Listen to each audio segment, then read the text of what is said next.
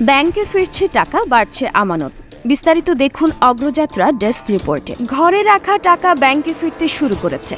সুদের হার বেড়ে যাওয়ায় টানা 4 মাস ধরে এই প্রবণতা দেখা যাচ্ছে। আর ব্যাংকে টাকা ফেরায় গত কয়েক মাস ধরেই বাড়ছে ব্যাংকের আমানত। বাংলাদেশ ব্যাংকের হালনাগাদ প্রতিবেদনের তথ্য অনুযায়ী সেপ্টেম্বর-অক্টোবর এই 2 মাসে ব্যাংকে ফিরেছে 14,000 কোটি টাকারও বেশি। নভেম্বর মাসে ফিরেছে 354 কোটি টাকা, আর ডিসেম্বরে ফিরেছে আরও 1,085 কোটি টাকা। এতে ধীরে ধীরে ব্যাংকের তারল্য সংকট কেটে যাচ্ছে। সংশ্লিষ্টদের ধারণা, বালিশ বা কম্বলের নিচে লুকিয়ে রাখা টাকাও এখন ব্যাংকে জমা হচ্ছে।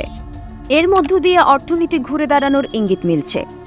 অর্থনীতির সাধারণ সূত্র বলে, ব্যাংকের বাইরে থাকলে টাকার হাতবদল হওয়া কমে যায়, যা দিন শেষে মানি ক্রিয়েশন কমিয়ে দেয়।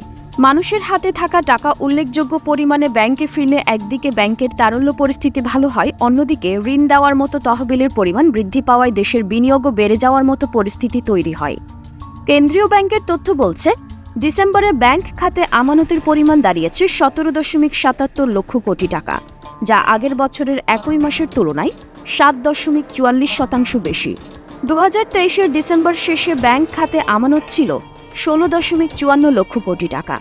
একইভাবে নভেম্বরে ব্যাংক খাতে আমানতের পরিমাণ ছিল 17.63 লক্ষ কোটি টাকা, যা 2023 সালের একই মাসের তুলনায় 7.46% বেশি। 2023 সালের নভেম্বর শেষে ব্যাংকিং খাতে আমানত ছিল 17.31 লক্ষ কোটি। অবশ্য গত আগস্টে আমানত প্রবৃদ্ধি ছিল 18 মাসের মধ্যে সর্বনিম্ন। ওই মাসে আমানত প্রবৃদ্ধি হয়েছিল 7.2%।